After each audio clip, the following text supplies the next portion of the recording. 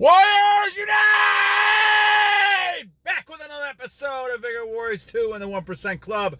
How are we doing, my friends? Yes, indeed. Been busy times, but I try to get one out anytime I can.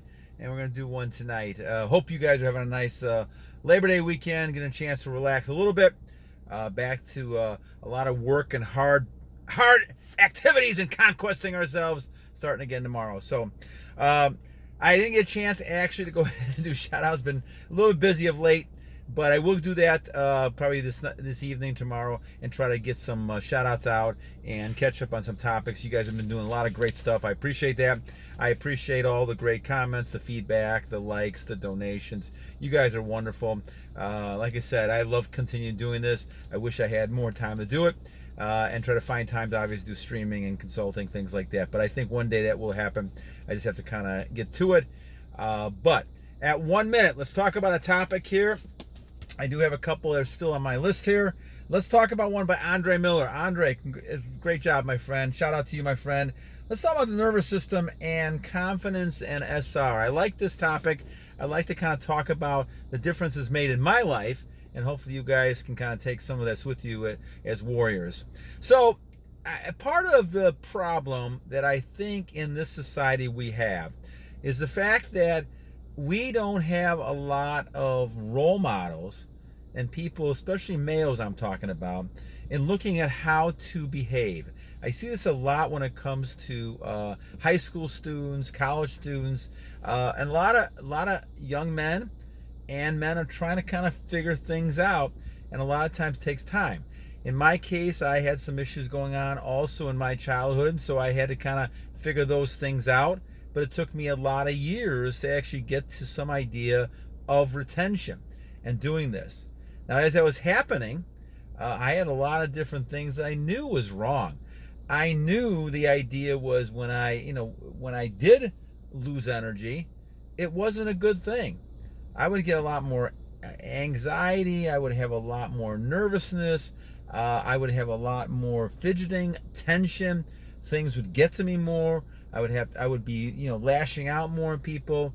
And a lot of that was because I was weaker. I wasn't strong enough to have the patience to be able to handle those type of things. And so as Andre's question about the nervous system and confidence, it does have a major impact. I think the first level of trying to get confidence in yourself, warriors, is to find things that use the self-control. You can't control the things outside of you. You can control things within you. And that's what I think God wants us to do first. Control those things within us.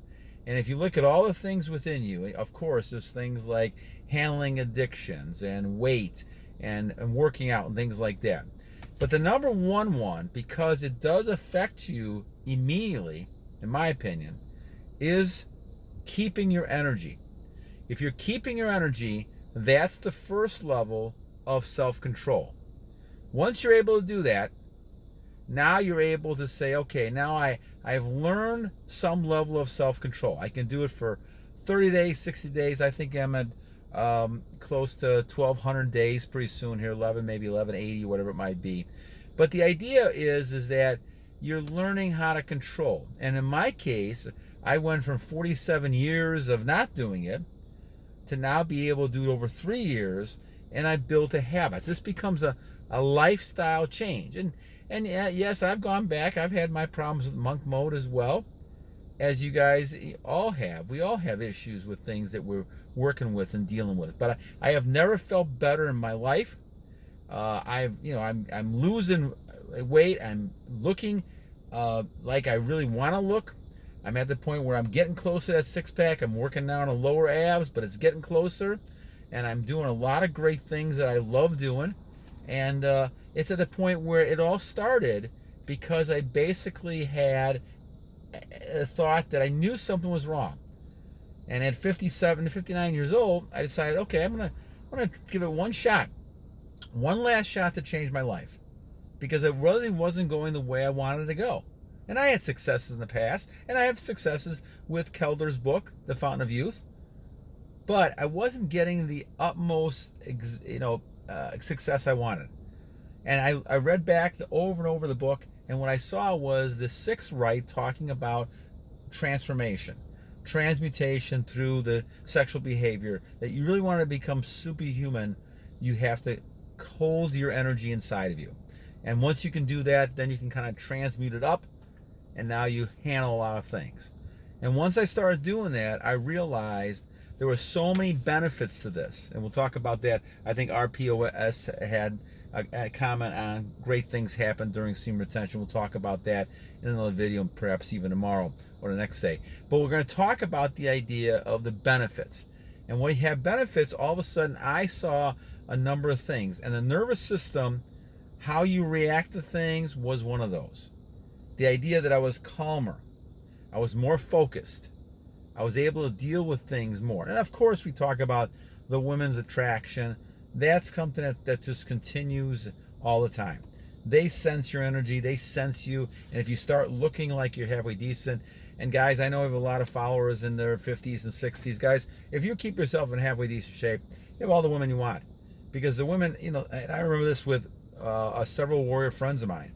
They were in the 50s and 60s, even 70s, and they'd go to dances, and most of the men were totally out of shape, or they were dying, or whatever the warriors were doing, and the women were 10 to 1. So there's no reason why you can't find women. The trouble is it following your plan? Is it following something you want to do? Are you taking the bull by the horn and saying, this is the woman that's going to be in my life? Because what's really the purpose at this point, especially if you're already had children, procreating, things like that. Now, if you're a young man, of course, the major decision has to be what type of woman will you be with to try to procreate someday and have children, things like that. Once again, wasting energy on pictures, wasting energy on human beings makes no sense unless you're really trying to find a purpose in what you're doing with this. And a lot of times there's not a lot of purpose with that. It may give you short-term pleasure, but is that really hurting you, hurting your soul more, or is it something that is helping you? And that's always the question you have to ask. But going back to what we're talking about, the idea is that you're a lot more calmer, you're a lot more relaxed, you're a lot more focused on things, and you're able to kind of concentrate on getting things done. Little things that used to bother me a lot, they don't bother me anymore. It's an amazing transformation, and I can tell I've gotten better because of that. And I think that's the key you have to start looking at is your life better with this? Now, you can't always see benefits right away. I had 47 years of back and forth, maybe a few days here and there, but then I'd always fall back to it because the assumption I made, warriors, was that I was believing the doctors, I was believing the people I saw saying, all right, to stay healthy, you must go ahead and release energy, several times a week. And because of that, I never thought about the problem that I was feeling, and internally, instinctively, I knew I wasn't feeling the best. In fact, I became weaker, I get more jittery, and even though I was doing Kelder's exercises, I think it maybe saved me, actually, because even though since 1998, it's up to a couple of years ago, I was still struggling. And even though Kelder's exercise was working, I still was releasing, and that was way too often. And that's the whole problem. And so what you have to do is kind of say to yourself, okay, how can I control this? And say, okay, what is the difference now? And the difference now is the fact that you are really keeping energy inside of you. And I figured that out. It took a little time to think about it, but I figured out the fact that as I was doing all this, the difference between before and now was the fact that I was keeping my energy. And as a result of that, now I had a lot more motivation. I felt better. I felt stronger. I felt like I could do anything. And even at 62 years old, it's amazing that still continues. And I just feel like I'm getting stronger and stronger. And the only time I feel weaker is the thoughts and things that happen when I'm moving in the wrong direction. And I have to catch myself and come back and realize this is not the right way to go. Because many of us, and this is a great blessing from God, is the fact that we have strong sexual energy. Warriors have strong sexual energy. Don't misunderstand what I'm saying, guys. Warriors, you have strong energy. You need strong energy. You look at animals and animals that are fixed or animals that have no energy. I mean, they can't move. They're lazy because you're taking the sexual energy away from, especially the male animals. And so when you do that, you destroy them in a sense. And this has happened. It's happened to people in different ways as well over the years. But the idea is that you've got to, if you keep your energy and you're not losing your energy and you're learning to transmute your energy, your strength can continue for a long, long time. I think you can live certainly over 100, and who knows how long after that. There's people living 120, 130 years old, and they just keep going strong. And a lot of it's because they're able to hold their energy. Brahmacharya and Sophism and celibacy, helps the male be able to do that. And I think it's very crucial for that to happen. And so as you look at this, you have to kind of decide upon yourself, am I going to make that jump? And I'm talking to maybe the 1%, out there. You guys know how effective this is. What we've got to do is get out there and try to find the people who don't believe at all in this, like I didn't, and change their mind and be able to kind of focus on trying to get them to know this is something that actually works. This is not something you're just doing just for exercise or for profit or something like that. You're actually saying this is something that can actually help you. And I can testify that for the last 3 years, this is the best thing that's ever happened to me as far as my health goes, my ability to be calm and relaxed. And then what you do is you take all that behavior and you transform it and transfer it also to other things. And so as I said, then I love taking the cold showers, even though that initial step is hard. I love doing that.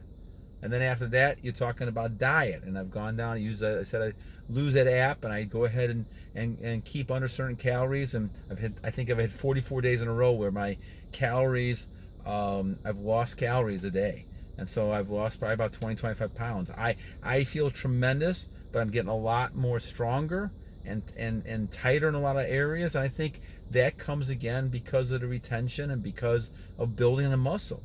If you lose all your energy, how in the world are you going to build muscle? And I think that's a key type of thing to think about. So as we look at this, it's important to do this, and then talk about obviously diet, exercise. Then another thing, I'm doing more weight training. Obviously going to Stairmaster, and I do a lot of walking, and I have my big dogs I'm walking with. So I'm doing a lot of walking, maybe 25, even sometimes 30,000 steps a day. It always helps, especially the running, walking motion. I don't like to run. I never did like to run. I like to walk, so I do a lot of walking. And I walk in like fast-paced steps as well. So a lot of this kind of stuff affects you in positive ways. And then the meditation, all these things come from. But all this started because I had to learn how to gain control of myself.